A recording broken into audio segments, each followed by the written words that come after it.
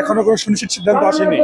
আপনারা নিশ্চয়ই অবগত আছেন, গত 23 জুন আমরা 19 দিন পর্যন্ত অবস্থান কর্মসূচি করেছি।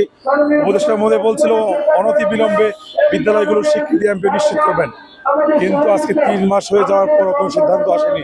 তাই বাধ্য হয়ে আমরা আজকে এই রাজপথে নেমেছি। জি, আজকে আমাদের বিক্ষোভ কর্মসূচি আছে, আগামী রোববার লং মার্চ ও সচিবালয় করবো। ধন্যবাদ।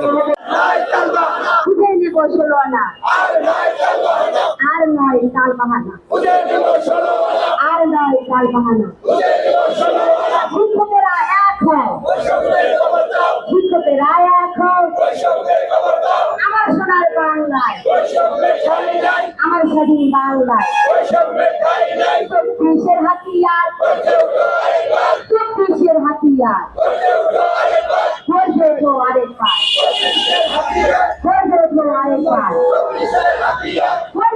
আরেকবার লেগেছে রে, লেগেছে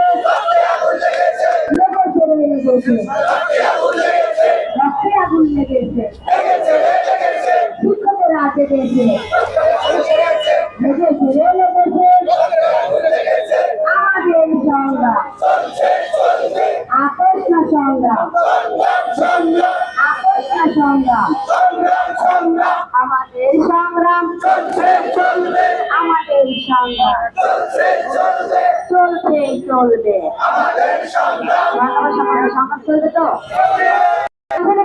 সচিবালয় যে কোনো রকমের চাল বানাবো, পাঁচ চাল করে একজন ছাত্র হবে না।